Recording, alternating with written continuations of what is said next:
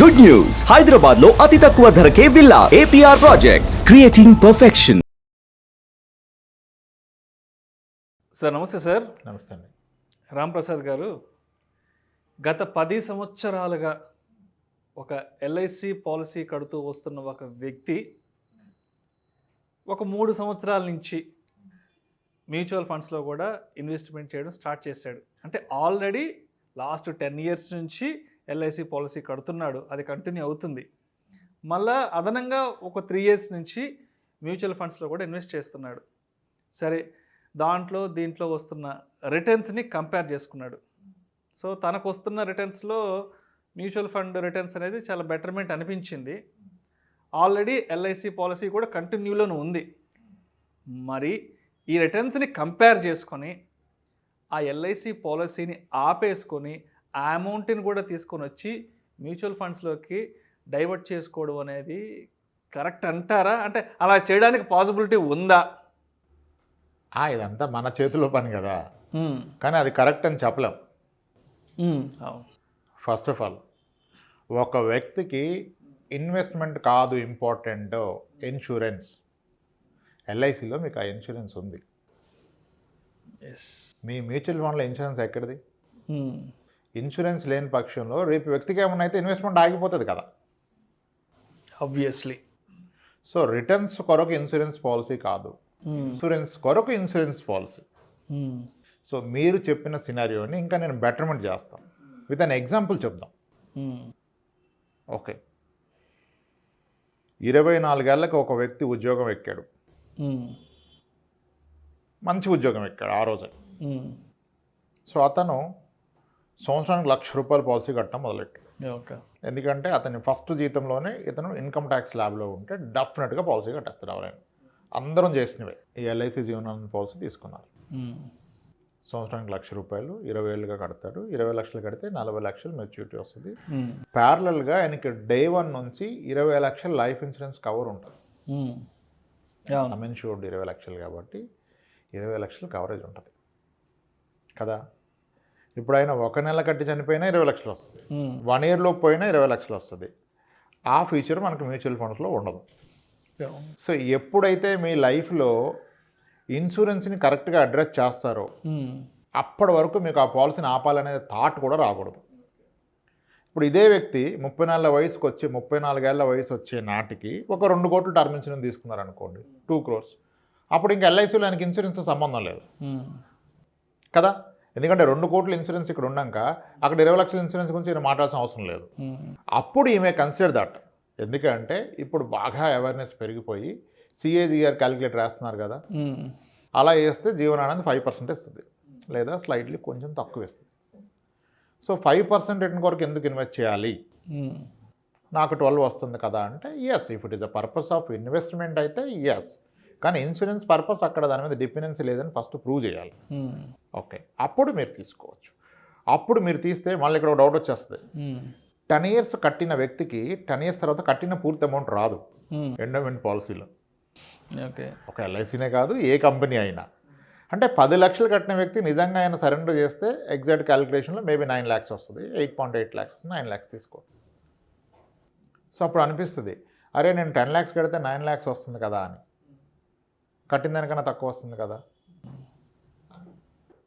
Okay, ఇదే నా point. నేను చాలాసార్లు చెప్తాను, 2-3 ఏళ్ళకే మ్యూచువల్ ఫండ్ తగ్గింది అంటారు, 10 ఏళ్ళు అయినా కట్టింది రాదు, అది కట్టేస్తారని చెప్తా. ఓకే, సో మరి అప్పుడు లాస్ కదా అంటే, లాస్ అయినా సరే మీకంటూ ఇన్సూరెన్స్ ఉంటే నేనైతే పర్సనల్ వ్యూ తీసేయచ్చు అని చెప్తాను. ఎందుకు? ఫస్ట్ ఆఫ్ ఆల్, ముందుగా మీరు అది తీసేశారనుకోండి, అక్కడ వచ్చిన 9 లక్షలు మ్యూచువల్ ఫండ్లో పెట్టుకోవచ్చు మీకు. ఎందుకంటే ఆ పాలసీ 20 ఏళ్ళ పాలసీ 10 ఏళ్ళు అయింది, 10 ఏళ్ళ తర్వాత తీసేస్తే ఇంకో 10 ఏళ్ళు ఉన్నది కదా.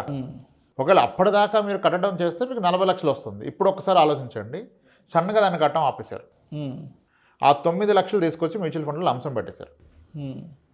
మ్యూచువల్ ఫండ్స్ కన్జర్వేటివ్గా 12 to 15% అనుకుంటాం కదా.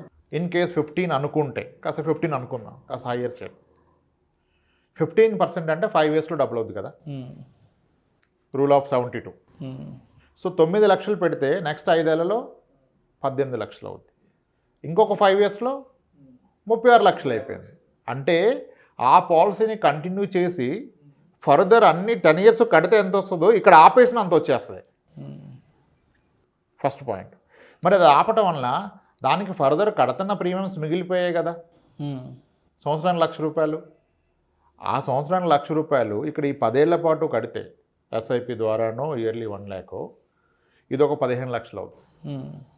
ఈ 15 + 38 గట్టిగా దానికంటే చాలా ఎక్కువ వస్తుంది. అయితే ఈ స్పెసిఫిక్ జీవనాన్ని పాలసీలో మెచ్యూరిటీ తర్వాత కూడా ఇన్సూరెన్స్ కవర్ ఉంటుంది. అదొక వాదన వచ్చేస్తుంది. సరే అది ఎప్పుడు పోయినా 20 లక్షలు వస్తుంది కదా అని. ఓకే, ఆ పాయింట్ కరెక్టే, కానీ ఎప్పుడు పోయినా 20,000, ఈ రోజు పోతే వచ్చి 20,000. ఇప్పుడు నేను 80 ఏళ్ళకి పోతే 20 వస్తే 20 దేనికైనా పనికి వస్తుందా? దానికి మీనింగే లేదు. అంటే 2 కోట్ల టర్మ్ ఇన్సూరెన్స్ ఉన్న వ్యక్తికి. సో ఇక్కడ ఓవరాల్ స్టోరీలో ఈ ఎల్ఐసి పాలసీ రాంగ్ అని చెప్పే ప్రసక్తే లేదు. ఎందుకంటే ఎవరికైతే ఇన్కమ్ ఎలిజిబిలిటీ ఉంటుందో వాళ్ళకే టర్మ్ ఇన్సూరెన్స్ వస్తుంది. అది లేని వ్యక్తి టర్మ్ రాదు కదా. అప్పుడు ఆప్షన్ ఎల్ఐసి పాలసీయే.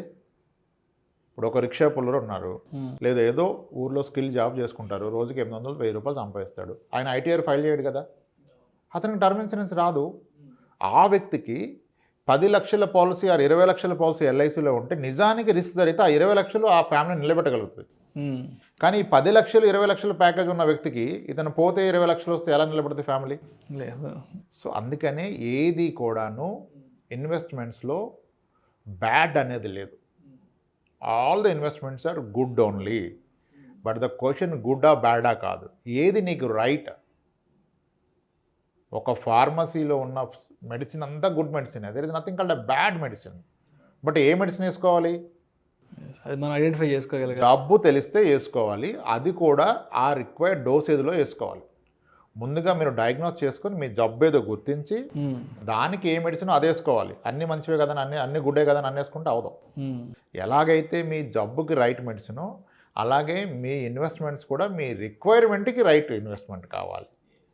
అందరూ తీసుకున్నారని తీసుకోవద్దు. అలా అని ఇప్పుడు ఈ ఎల్ఐసి పాలసీ తీసుకున్న ఎవరు లేరు, అందరం ఒకప్పుడు తీసుకున్న వాళ్ళమే.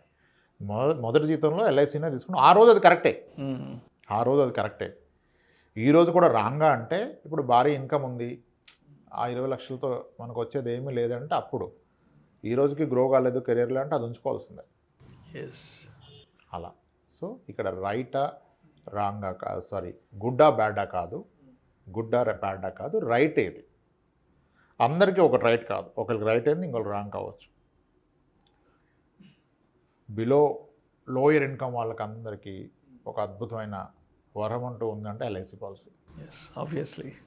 ఎందుకంటే ఆ 5 లక్షల ఇన్సూరెన్స్ కవర్ కూడా ఒక ఫ్యామిలీని నిలబెడుతుంది. కానీ ఆల్రెడీ నేనే నెలకు 1,00,000 సంపాదిస్తున్నా అంటే ప్రాబ్లీ అప్పుడు అది రైట్ కాదు. ఎస్ సార్, అలా ఆలోచించుకోవాలి. ఇట్స్ కంప్లీట్లీ నో చెప్పేది లేదు, ఎస్ చెప్పేది లేదు. ఇప్పుడు మనం చెప్పిందని క్రాస్ చెక్ చేసుకోవాలి. మళ్ళీ దీని మీద కామెంట్స్ వద్దు. అంటే వస్తుందా 12 అంటే 15 వస్తుందా అంటే ఎల్ఐసిలోనే మ్యూచువల్ ఫండ్స్ ఉన్నాయి, LIC mutual funds. You type LIC blue chip fund, LIC large cap, ఏదో మిడ్ క్యాప్ ఉన్నాయి, అవే చెప్పేస్తాయి గూగుల్లో మీకు. ఎల్ఐసి మ్యూచువల్ ఫండ్స్ 12 ఇచ్చినాయి కదా. సో ఆలోచించి ముందుగా టైం వెచ్చించండి, అప్పుడు నిర్ణయం తీసుకోండి. సో కేస్ టు కేస్ ఉంచాలా తీసేయాలా అలా నిర్ణయించుకోవాలి. Right. Thank you sir. Thank you so much Ramprasad గారు. రైట్.